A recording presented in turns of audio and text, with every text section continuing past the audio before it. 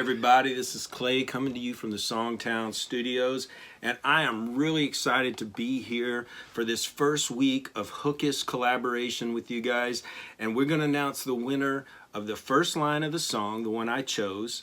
Don't really like to call it a winner because it's really a collaboration, and so I'm going to announce the first line that I chose for our song. And gosh, first of all, let me say we had, I think I read almost 400 opening lines that you guys submitted, and there was some killer stuff. And I mean, this is going to be an exciting process writing this song with you guys, because I can tell already that you're good writers, you've got some good stuff going on, and you're submitting good lines, and it's just exciting for me. So with that being said, I wanted to go over, I did notice a few of the submissions that I saw, we could use a little bit more direction and kind of define a little bit more what makes a good opening line. And I've been a student of great opening lines. I'm a big fan, and I'm always trying to come up with that perfect opening line for songs. One thing that I like to think of opening lines is kind of like a first date. You know, it's a conversation. The listener has no idea what you're about, what your song is about. So I think of it as a first date. So imagine you're on a first date with someone and you're sitting down to have dinner. You don't want to spill out your whole guts. You don't want to spill your whole life story in the first 3 minutes of that date. You want to just kind of make some conversation, get to know the person a little bit. And you want to tell the person you're on the date with just enough to kind of make them want to come back for a second date if you like the person. So I try to think of an opening line as giving just enough information to intrigue the listener and to make them want to hear the next line. It's like you're dangling this little carrot in front of them, and you want to get them to the next line, and then the next line, and then the next line. So you don't want to give too much away. And I did notice that a lot of the submissions kind of told the whole story of the song. They had some good lines, but they kind of told the whole story of the song. So if I'll just make one up as an example. If you have an opening line to a song that says, "You broke my heart, but I'm glad you did, and now I'm a better man." To me, there's no reason for anyone to listen to the rest of that song, because basically you've told the whole story in that first line. You've left nowhere to go. So let's remember, let's just give a little bit of information to intrigue the listener and to allow us somewhere to go, to allow us to develop the story. So I heard some cool lines, and some of these lines, like Lucy, she had one, "I tossed your Red Sox ball cap in the trash." I thought that was kind of interesting because I wanted to know more. You know, it didn't tell me the entire story, but it intrigued me. I felt maybe that was a tad angry. I threw your ball cap in the trash, and I wasn't sure if that's the direction that I felt like this song should go in. But I thought it was a cool line, Lucy. Another one, Joe Brow came up with one, "Table for one, whiskey for two." I almost thought that could be a song title. Like, Joe, you could go write that, you know, but I didn't quite feel like it was right. Sometimes you just kind of got to go with your gut on those kind of things, but it was close, real close. Another one was Marla submitted, "One heart closes, another one opens. When one heart closes, another one opens." I thought that was kind of a cool concept. There again, wasn't sure if that's an opening line. It's almost like that's an idea that would be for a whole song, like a title more. But wasn't sure if that's, to me, because it kind of like, okay, one heart opens, one heart closes, another one opens. It may tell me too much. Another one I almost went with that intrigued me a lot was sent in by Bjorn, and it was, "We were living a four-letter dream." And I thought that was really interesting. We were living that four-letter dream. Bjorn did a great job. I never heard a four-letter dream before. So I like things that are different. And that kind of, I almost went with it. It really intrigued me. Didn't go with that one. Like I said, sometimes you got to trust your gut.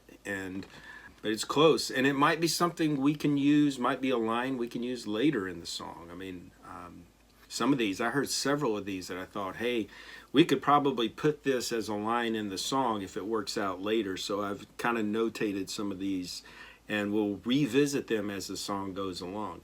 Another thing I noticed on some of the submissions were, we talked about for this song, we wanted to have a song that offered some perspective, that some time had gone by, and you're looking back on a relationship and you're going, you know what? I really learned something valuable from this relationship that made me a better person. So I noticed that on some of the lines that were submitted, there were lines submitted like a guy's getting, drunk in a bar, hurting and trying to get over someone. To me, that's a different song. That's not a song about looking back and pulling a valuable lesson from a love that has gone by. I think you need a little more time. If you're sitting in a bar getting drunk, I don't think you've learned yet. Your life hasn't become better yet. So let's really focus on that. And I think what will help, rather than me this week asking you to write the second line, let's try to pull out a title. And let's try to, this week, I'm going to give you the opening line here in a second, and then I want you guys to try to come up with a title for our song. And once again, we're not looking for clever, we're looking for real, and so make sure that it's something you would actually say to someone. And I think as long as we stay on that track, we're going to come out with a really powerful song. But I think by going ahead and coming up with a title now, it's going to give everyone the ability to get on the same page. Now, in co-writing, and we got a lot of people we're co-writing here with. So the biggest thing about co-writing in my mind is everyone in the room, and it's a big room on the internet here, everyone in the room being on the same page. And having a title to work from really allows everyone to get on the same page. So let's go ahead and submit this week. Let's come up with some titles. And I think that will really help everybody get on the same page and write towards that title. And I think it'll focus what we're doing a lot better, because some of you guys came up with some great lines, but it wasn't really what this song is about. And so we have to keep that in mind. And I encourage you, if I commented and said you came up with a great line, you might go off and try to write that with someone, because you had some good stuff that everyone submitted. But I want to announce the line that I chose for the first week, for that first line here. And the line I chose was by Jane Sachs. Found that picture from El Paso. You're in the middle of a laugh. I just thought that was intriguing. Like, I wanted to know the rest of the story, but it said that this was somebody that they used to know. I kind of got that feeling. I mean, it could be somebody they're still in a relationship with, but I got the feeling that this could easily play into our song about somebody from your past. Found that picture from El Paso. You're in the middle of a laugh. And it kind of sounds like you're talking to the person, but you could be thinking. In my mind, this song is probably more about you're just having a conversation in your own mind with this person. But the other thing I liked about it was it felt very musical. I could easily see myself singing those words. Found that picture from El Paso. And you got the alliteration, picture from El Paso. You're in the middle of a laugh.